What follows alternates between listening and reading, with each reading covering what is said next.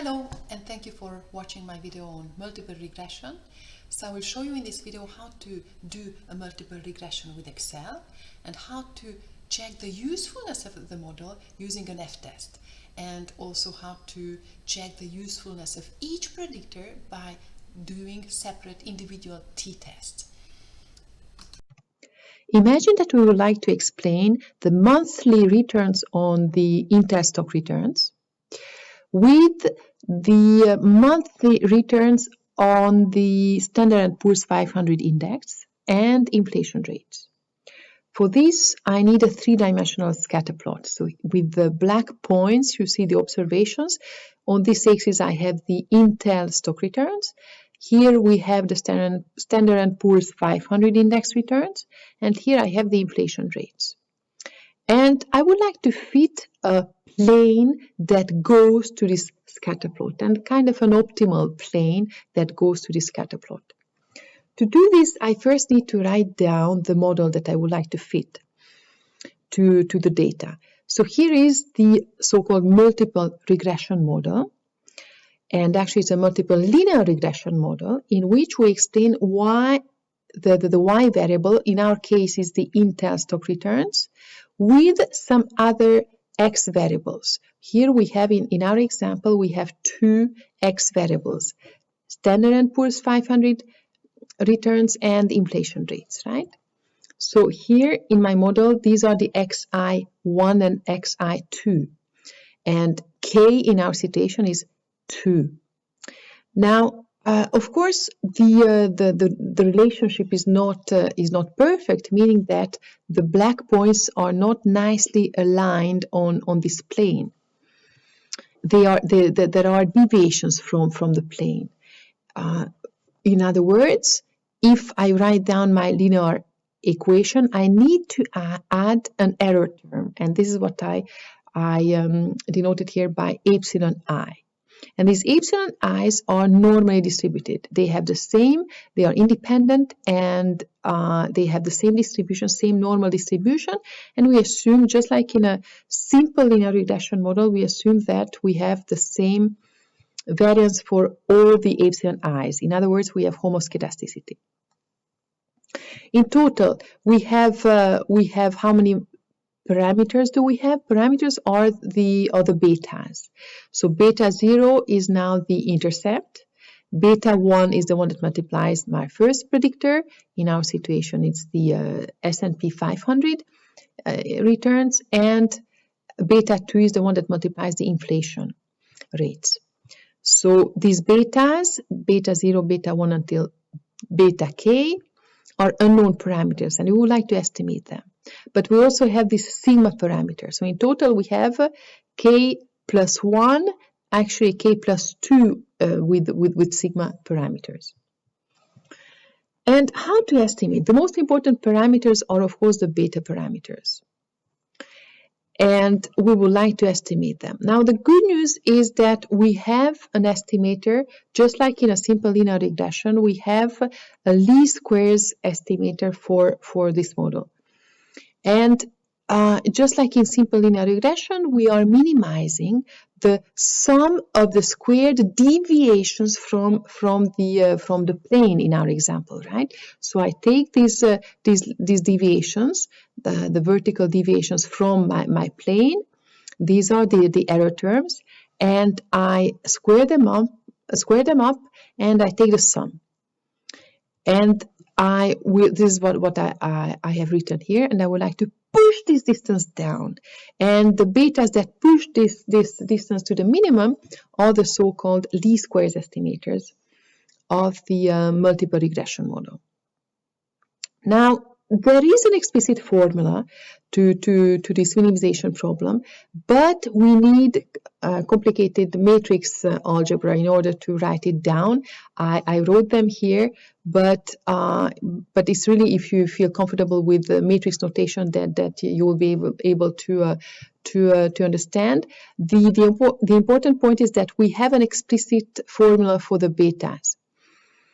And if you have Excel or another statistical software, of course, it's just one line of code to do this. Now in Excel, how can we do it? Well, let me show it to you on this example. So we have the Intel stock returns that are in the B column, the S&P 500 returns in the C column, then inflation rates in the C column, in the D column. So I go to data, I select data analysis, which is a free add-in in Excel, and I select regression. I press OK and I select for the input Y range, I select my Intel column. Now for the X range, I will select the two other columns, S&P 500 and inflation. I select the two together, and it's very important that the X variables, I can have basically as many as I want, not exactly, I cannot have more than 16 predictors, but the important point is that they need to be side by side. They cannot be separated by a column. This is how the data analysis toolpack works. And I select the two columns here and I press return. I check the labels box, and I would like the output to be displayed on the same sheet, so I will select a cell that is here. That's right. I press OK, and this is the output that I get. What do I see here? R squared. R squared is displayed here. It's written R square. This is my what is it exactly in a multiple linear regression? We will see it. I will actually answer this question immediately. What we can easily understand is the number of observations. Yes, this is the n in our notation.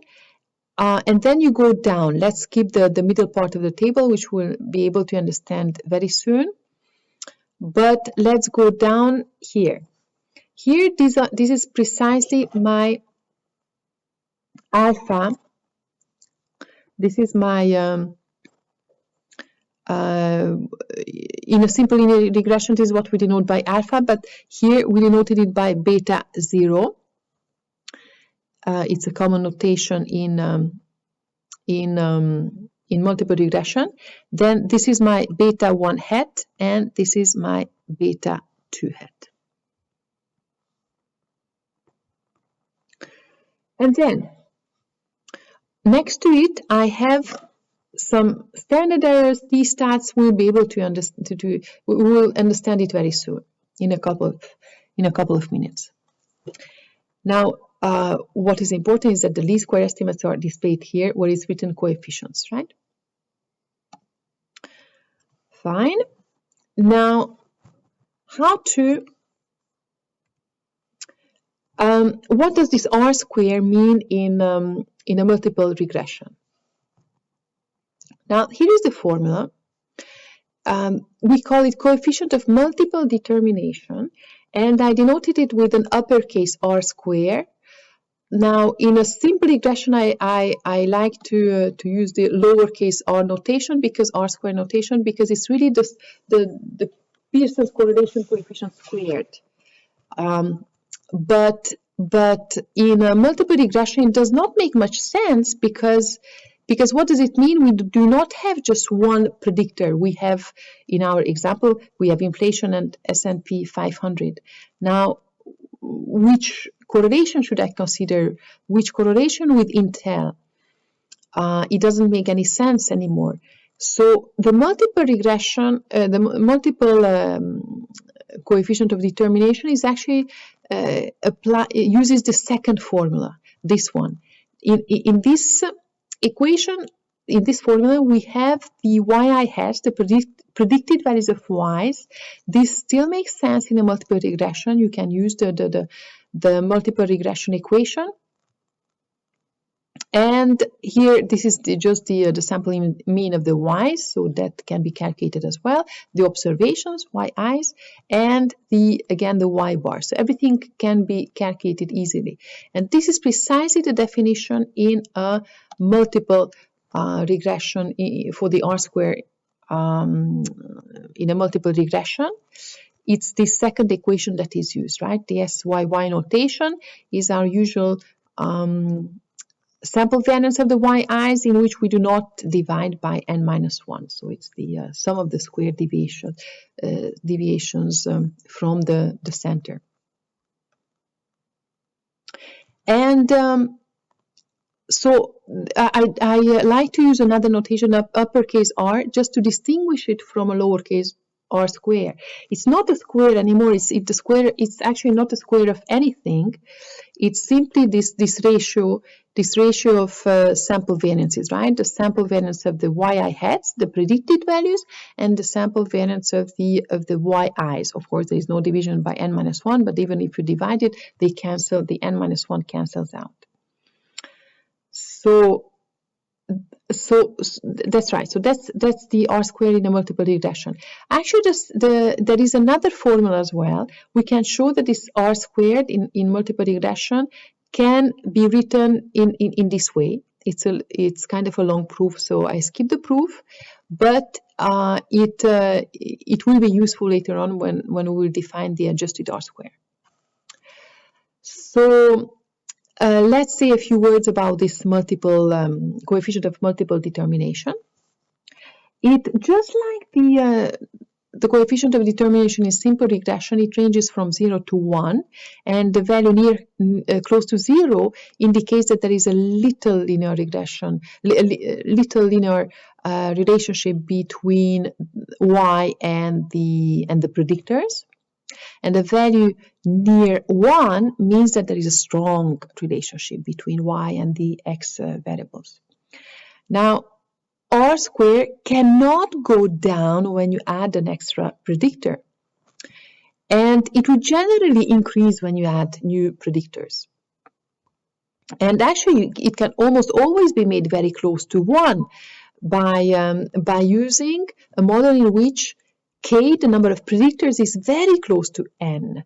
Actually, when k is equal to basically when k is equal to n-1, then R square is equal to 1. Imagine the situation when you only have one predictor and two observations, then actually the line goes through the two observations, right? So R squared is equal to 1. So that's the situation. That's also the case when you have several observations and you increase k. So it's a little bit difficult to judge everything by simply using the R square value, and this is precisely the purpose of this was the reason of the introduction of the adjusted R squared, because we already agreed upon the fact that R squared can increase just by increasing k, and sometimes it's not very informative, right? When you have two observations and R squared is equal to 1, well, are we happy with our regression? I don't know, because if I take two other observations, probably the regression line will be completely different. So it's not very informative to have such a few number of observations compared to the number of predictors.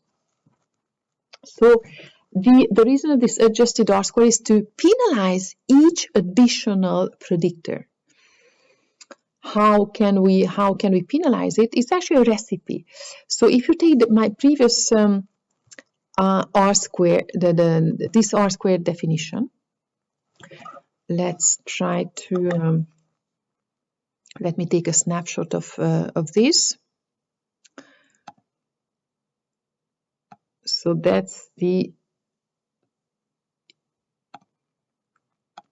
multiple coefficient of determination,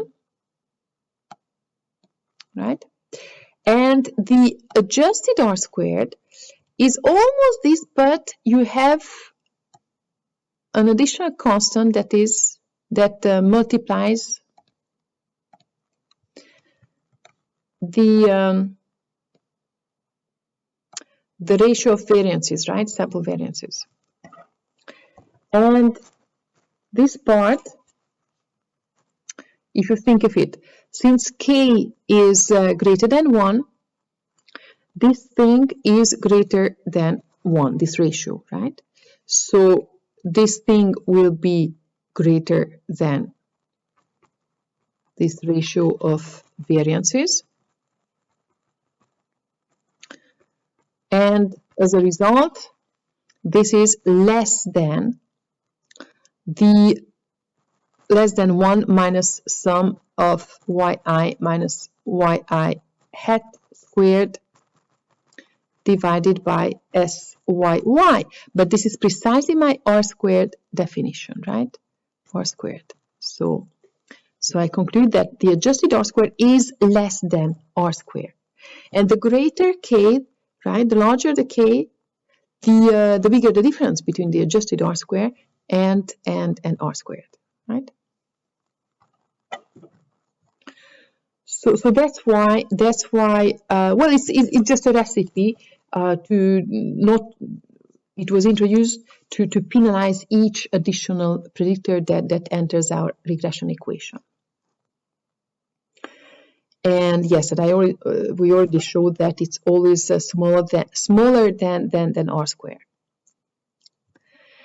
Now, whether it's R square or adjusted R square, yes, by the way, we can go back to our example and where is my adjusted R square, just to situate our in the Excel output. The adjusted R square is just below the R square, right? And we can see that it's smaller. With k equals 2 predictors, we have this difference between the adjusted R square and R square. It's still quite high, right? 45%.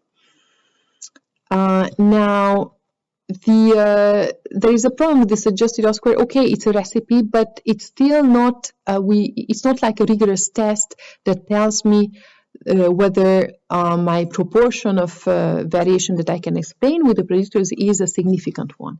We need a test for this. So this is the so-called Ftest. And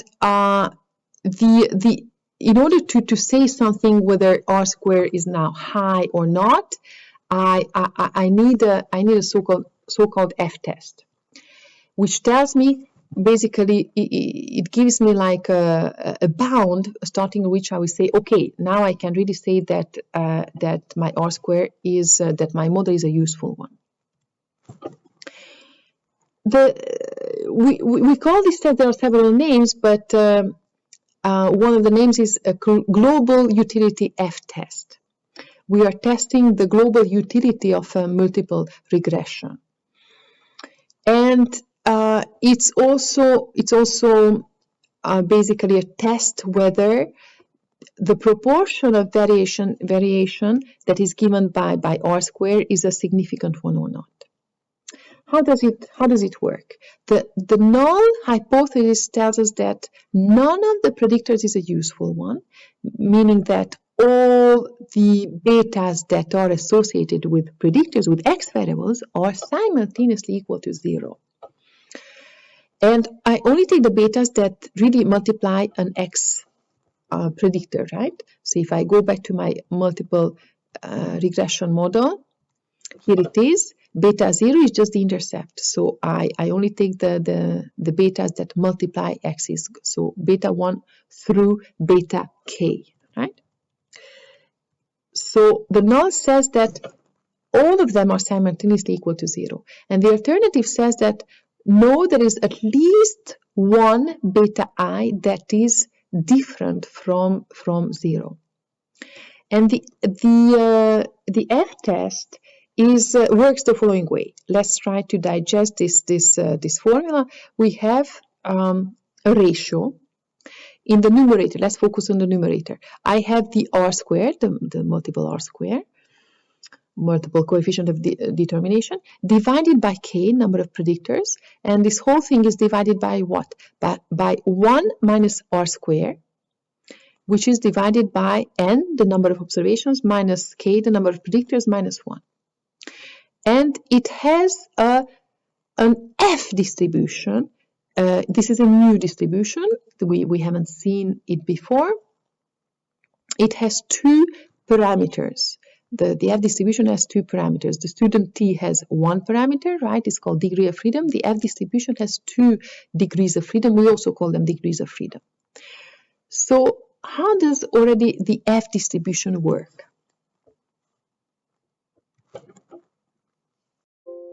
How does the F distribution look like? First of all, it's a distribution that is defined for positive values only. And it's an asymmetric distribution, meaning that it's a skewed distribution. And it has 2 parameters. They are called degrees of freedom. So this is my first degree of freedom. This is my second degree of freedom. And now how to calculate critical values, meaning that I would like the value here such that in the right tail, I have an area corresponding to 5%. And I need this value, I will denote it by F 0.05 and KL, first degree, second degree of freedom. So how to find these values? Let's take an example. Imagine that my first degree of freedom is 2 and the second one is 3. Well, I open my F table, and this is my F table. There are other F tables in nature, but if you understand mine, you will understand how to use yours. So here in the first row, you have the first degree of freedom that is reported, and in the first column, I have the second degree of freedom. So 2 and 3, so this is the value that I was looking for. 9.5521. Now, all the degrees of freedom are not reported in an F table, simply because we will need a lot of space, and an F table is typically reported for a particular significance level. So here I have an F table for 5% only. And now, if I want another degree of freedom, something that is not reported, if you go down, you will see that the first degree of freedom continues, but all the degrees of freedom are not reported. And if you go still down, you will see that the second degree of freedom continues. You have larger values, and that's all that you have. Imagine that I'm looking for a critical value like 26. Well, in my F table, for the first degree of freedom, what is my 26? 26, I go down. 26 is actually not included. I have 24 and 30. And how about the second degree of freedom? If I go down 26 is here, but not the right first degree of freedom. And here I am, second degree of freedom, 26, right? This is the right column, row, and the 26th column is not there. So what I will do is that I will average the 2 closest values, this one and this one, right? So 1.9464 plus 1.9010. So that's an approximate critical value, but that's all I can do with an F table, and this is 1.9237. And now you cannot calculate probabilities with an F table, right? Because we only have a right tail. The area that is reported is only 5% in the right tail, so probabilities are out of question. And specific quantize as well. Back to the Ftest. How to check the global utility of a model, of a multiple regression model. So we said that we use this F statistic in which we have the R-square, and this is really the R-square and not the adjusted R-square that we use.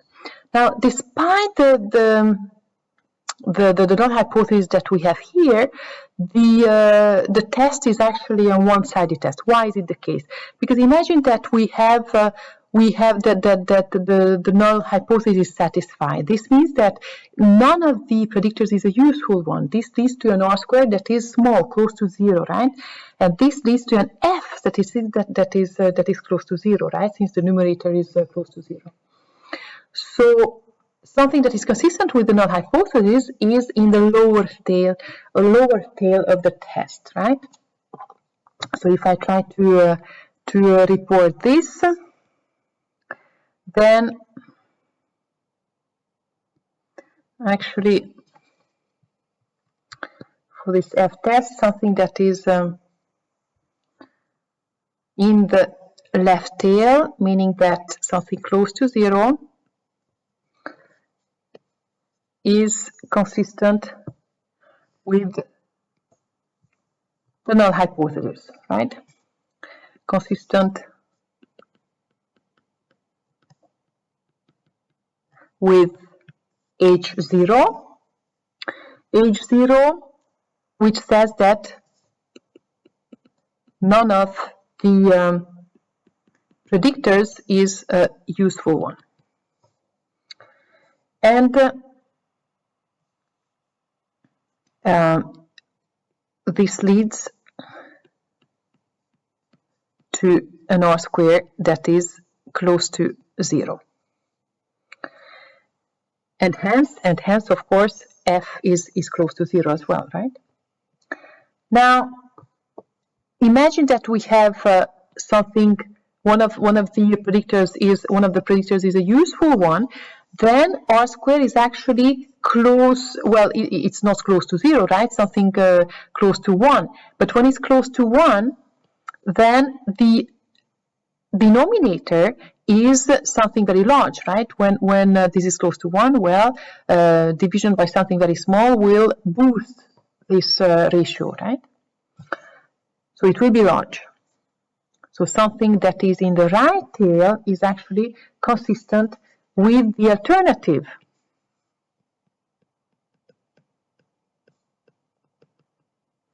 With HA, that says that at least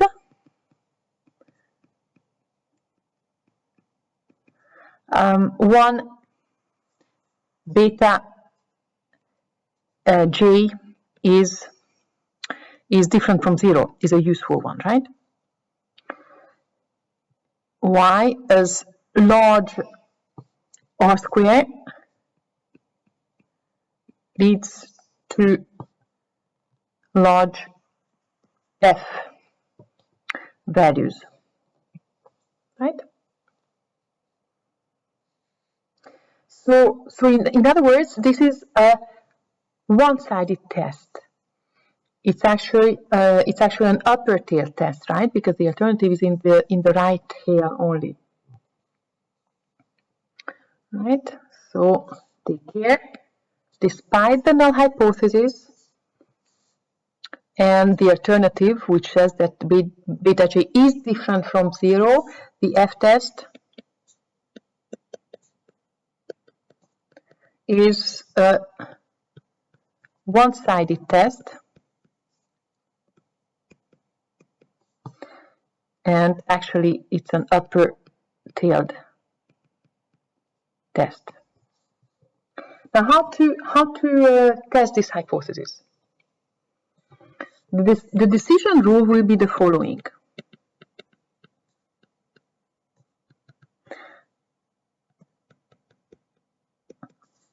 Let's do the critical value approach.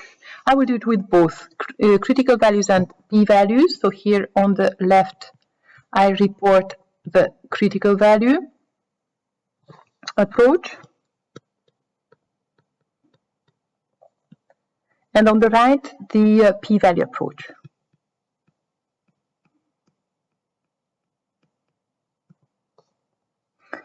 And so denote this the absurd value of this Ftest, in which you replace R square by the value that you obtain in your data, by Fops.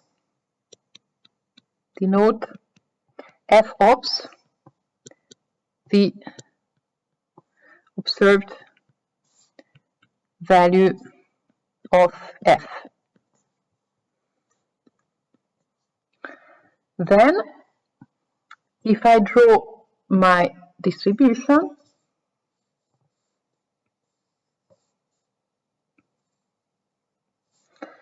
so here I have 0, right? So that's my F distribution with k and n minus k minus 1 degrees of freedom. Then the critical value is here, right? That's my critical value. that I will denote by F alpha k n minus k minus 1, such that I have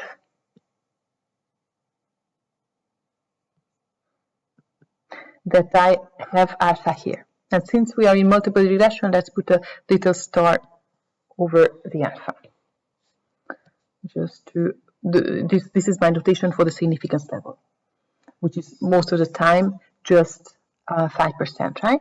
So if here is the decision rule, if the observed value of the Ftest is greater than or equal to the critical value,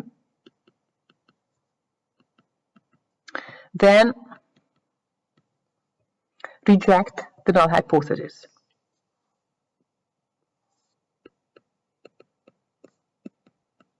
Right? Because we have an upper tail test, right? If we are in this region, then we will reject the null hypothesis. And if we use the p-value approach, then the p-value is also in the right tail, but starting my observed value. I don't know where it is in my data, but say that it is here. So this is my observed value. And I will use another color. If you see the colors, this is blue. So here I have the p-value.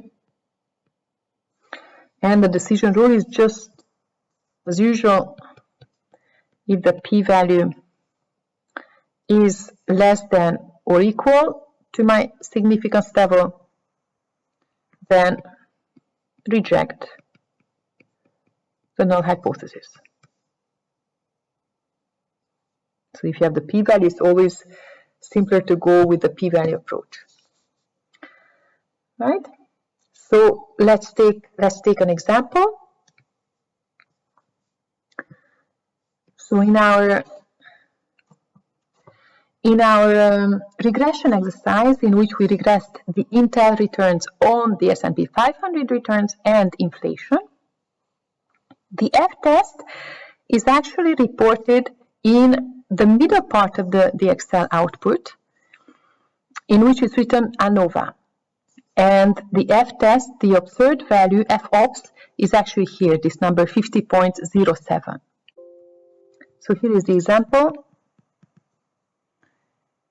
Do inflation and S&P 500 returns explain a significant proportion of the Intel returns. To do this, I simply use my Ftest. So here is the FOPS is, in this example, R² is here, 0.461, divided by what? The Ftest is R² divided by K, but K, we have two predictors in this case, divided by 1 minus 0.461, divided by N, which is 120. We have 120 observations, minus 2 predictors, minus 1. And you can double check that it provides the number that is reported here, this 50.07.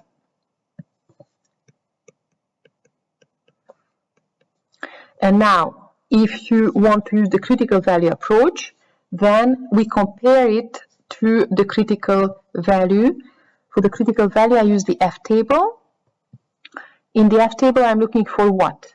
I look for the F distribution, right, with K, meaning that 2 degrees of freedom, right? So 5%, K, that is 2, and this is 117, right? Now in the F table, 2 is here, the first degree of freedom, And 117, do I have it? No, I don't have it, but I have something that is, I have 120, right? So either I average the two closest values, or I simply take, I round it up to 120. The two approaches are equally used. So I will use this 3.07 as an approximate critical value. Right? We said that it's 3.07 as critical value. And now 50.07, well, this is way larger, right, than the 5% critical value of the F distribution. So what is my conclusion? I conclude that I reject the null hypothesis, right?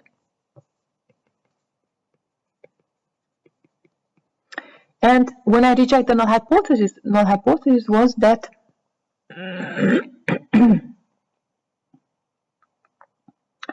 all my betas are equal to 0. So I just concluded that at least one of my predictors is a useful one, right? So conclusion is that at least one of beta j's is useful. In other words, it is non-zero. In other words, this is what is informally referred to as the significance of R-square. I conclude that the predictors, inflation and S&P 500 returns explain a significant proportion of Intel returns, right? At the 5% level, and actually with my F table I can only check it for this 5% significance level. I don't have another F table here, right?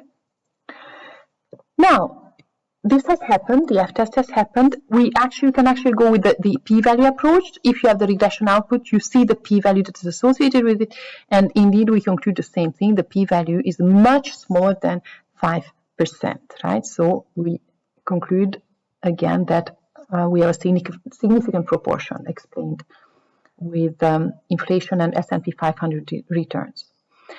Now, if we conclude that the F-test is if the F-test concludes that the model is a useful one, doesn't mean that all the predictors are useful. So how to check one by one whether the predictors are useful or not? For this, we have t-tests. Same type as for a simple linear regression. So if I want to test whether a particular beta j is different from 0, then I use a t-test. A t-test, which is basically it's a ratio. In the numerator, I have the least square estimator of beta j, and in the denominator I have the standard error of beta j, beta hat j. And guess what? It's also student t. It has a student t distribution under the null hypothesis, but the degrees of freedom is now n minus k minus 1, which in the case of one predictor reduces to n minus 2, right? And what is the standard error in this multiple regression case? Well, it has a complicated form. And this is, if you want to write it down, we would need actually matrix algebra to write it down. And this sigma hat is the estimator of the sigma, the variance, the standard deviation of the errors, and it can be estimated with this formula. And it's called multiple standard error of the estimate. Now, more importantly, let's do it in our example. Let's check whether the two predictors are useful or not in our Intel example. And we will again use the 5% significance level. Well, if I go back to my regression output, then here at the very bottom we see the coefficients. These are the Rsquare estimates of the beta j's, and I have the t-stats. T-stats are the observed values of these t-tests, right? The observed values. And here the p-values are the tests associated with the individual t-tests, right? So if I consider this output, I basically conclude, right? Here, this is the p-value associated with the test that beta associated with inflation is equal to 0, with the alternative that it is different. So it's a two-sided test.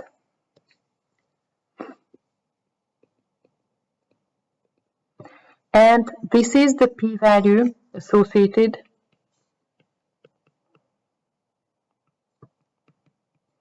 with the null, which tells us that beta S&P 500 is equal to 0, again two-sided. So what do we conclude? Well, since the p-values, it's always the same rule, right? When the p-values are smaller than the significance level, and we said that we use a 5% significance level, I conclude that since this is smaller than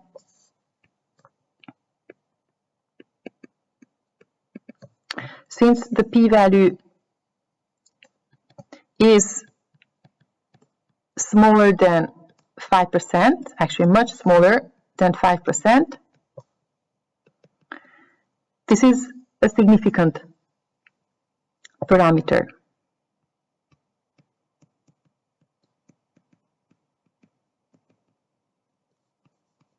Now, how about the inflation? The p-value is 0.28, actually approximately 29, and this is actually greater than 5%, so inflation is not important, right? Inflation is not significant. So basically, that's all I wanted to say.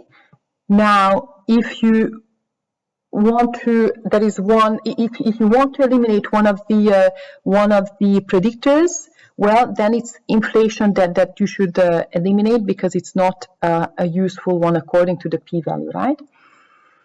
Now, if there is actually a practice, it's called backward stepwise regression, which means that you eliminate the non-significant parameters one by one, non-significant predictors one by one, and you stop your procedure when you only have significant predictors left. So this is all I wanted to say, and thank you for watching. The lecture slides are on my website and the F distribution table as well. Thanks again.